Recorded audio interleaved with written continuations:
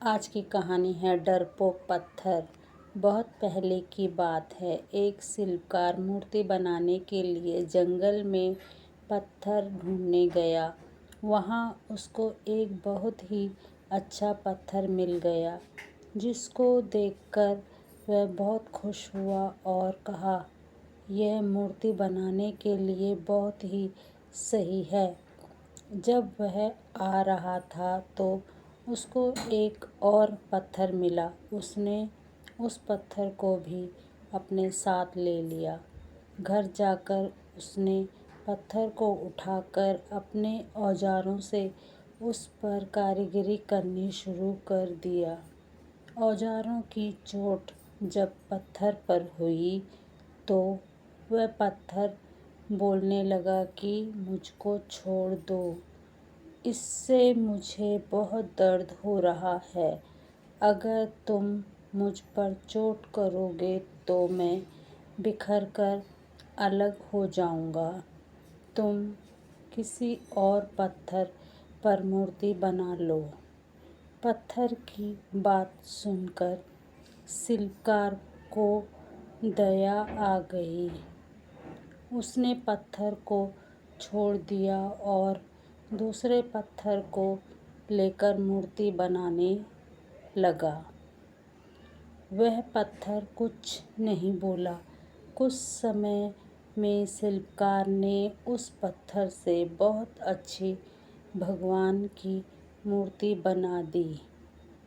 गांव के लोग मूर्ति बनने के बाद उसको लेने आए। उनने सोचा कि हमें नारियल तो फोड़ने के लिए एक और पत्थर की ज़रूरत होगी। उन्होंने वहाँ रखे पहले पत्थर को भी अपने साथ ले लिया। मूर्ति को ले जाकर उन्होंने मंदिर में सजा दिया और उसके सामने उसी पत्थर को रख दिया। अब जब भी कोई व्यक्ति मंदिर में दर्शन करने आता तो मूर्ति को फूलों से पूजा करता, दूध से स्नान कराता और उस पत्थर पर नारियल फोड़ता था। जब लोग उस पत्थर पर नारियल फोड़ते तो बहुत परेशान होता। उसको दर्द होता और वह चिल्लाता, लेकिन कोई उसकी सुनने वाला नहीं था। उस पत्थर ने मूर्ति बने पत्थर से बात करी और कहा कि तुम तो बड़े मज़े से हो।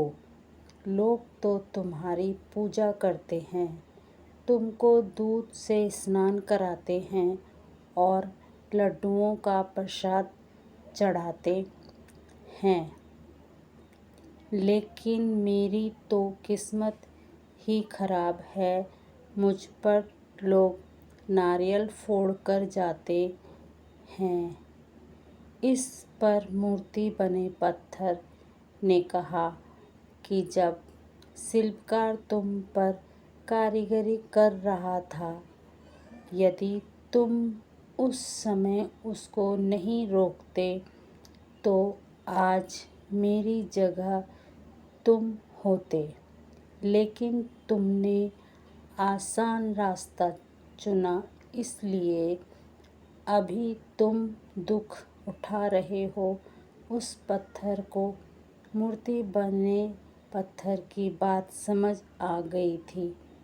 उसने कहा कि अब से मैं भी कोई शिकायत नहीं करूँगा।